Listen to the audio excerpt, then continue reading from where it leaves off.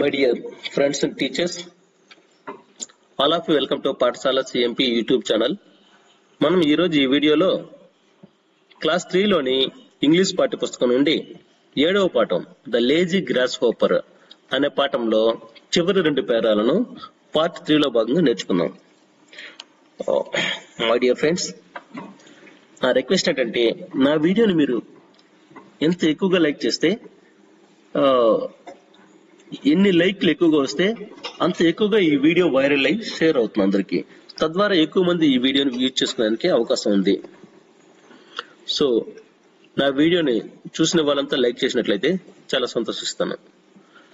అదేవిధంగా ఈ వీడియోని మీ పాఠశాల పిల్లల యొక్క పేరెంట్స్ వాట్సాప్ గ్రూపులో కానీ షేర్ చేసినట్లయితే పిల్లలు వాటిని ఇంటి దగ్గర బాగా చూసి నేర్చుకోవచ్చి మన దగ్గరికి వచ్చి మన పాఠశాలకు వచ్చినప్పుడు చాలా చక్కగా చదువుతారని ఆశిస్తున్నాను. ఇప్పుడు మనం వీడియోలోకి వెళ్ళిపోదాం.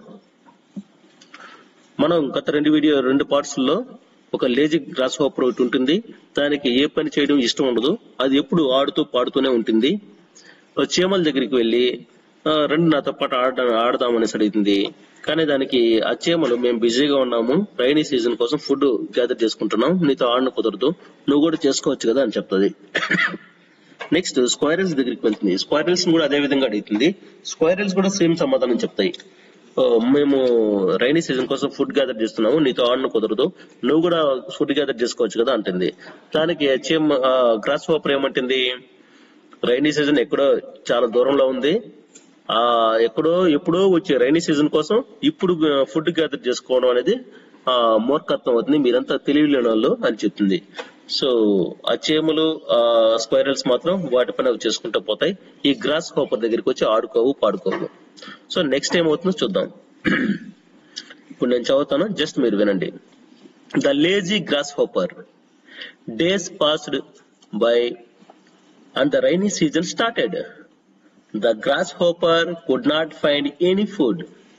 He went to the ants and said, "Hi friends, you are enjoying a meal. Shall I join you?" "Sorry dear," said the ants.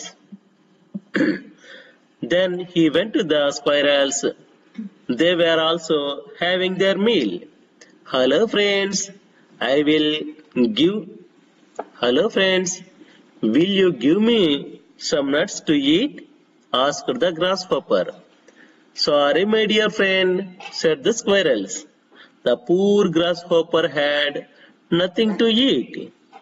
He realized his mistake and started working hard. ఇప్పుడు నేను చదువుతాను, నా వెనకాల మీరు చదవడానికి try చేయండి. The lazy grasshopper. Days passed by and the rainy season started. The grasshopper could not find any food.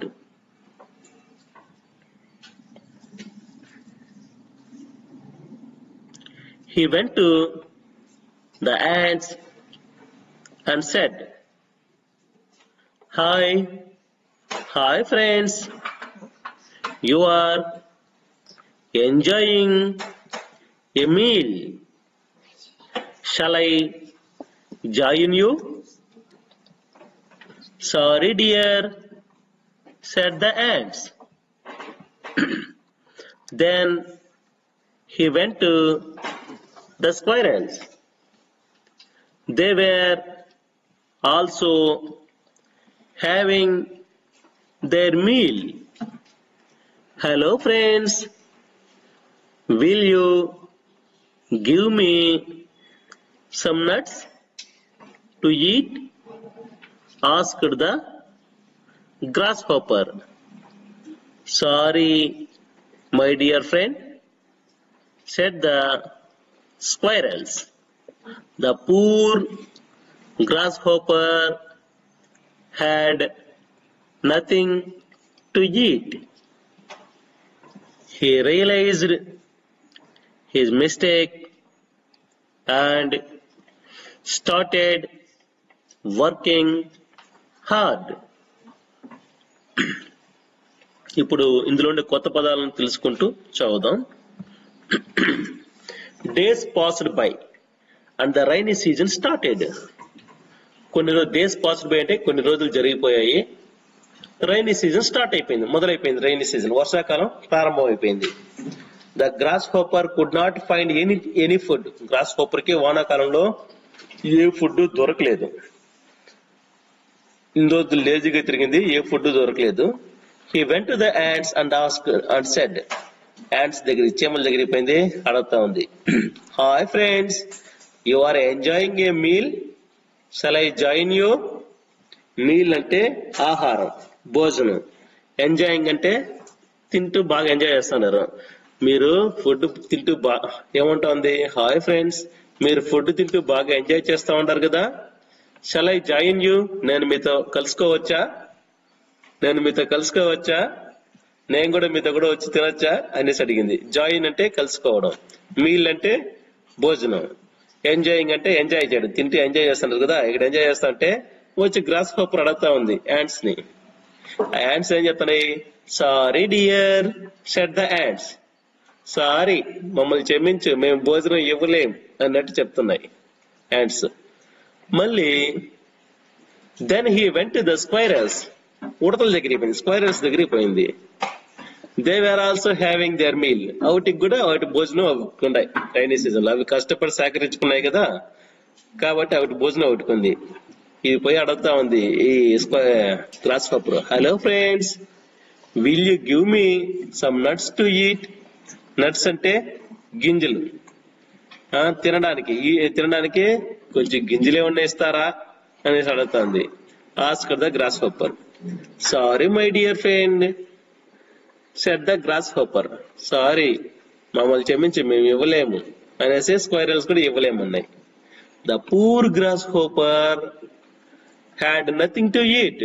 పాపం ఆ గ్రాస్ హోపర్ కి తినడానికి ఏం లేదు. He realised his mistake. Mistake అంటే తప్పు, రియలైజ్డ్ అంటే తెలుసుకునింది, తన తప్పు తను తెలుసుకునింది. And started working hard. బాగా కష్టపడి పనిచేయడం స్టార్ట్ చేసింది.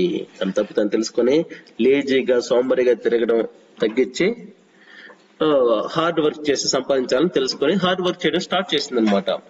సో దాని మిస్టేక్ ఏంది, అన్ని ముందు జాగ్రత్త పడి వర్షాకాలం వస్తా ఉందనేసి గింజలు సేకరించుకుంటా ఉంటే ఇది ముందు జాగ్రత్త పడకుండా ఎంజాయ్ చేసింది, ఆడుతూ పాడుతూ ఎంజాయ్ చేసింది. ఇప్పుడు వర్షాకాలం వచ్చిన తర్వాత దానికి తినడానికి ఏమీ దొరకలేదు, కాబట్టి ఆ తప్పుని తెలుసుకుంది, రియలైజ్ అయింది. సో మై డియర్ ఫ్రెండ్స్, ఇది ఇంచుమించు పరివర్తన పాఠం, 4వ తరగతి తెలుగులో పరివర్తన పాఠం లాగానే ఉందనిపిస్తుంది. సో ఫ్రెండ్స్, నా వీడియో కానీ మీకు నచ్చినట్లయితే లైక్ చేయండి, అందరికీ షేర్ చేయండి. Thank you.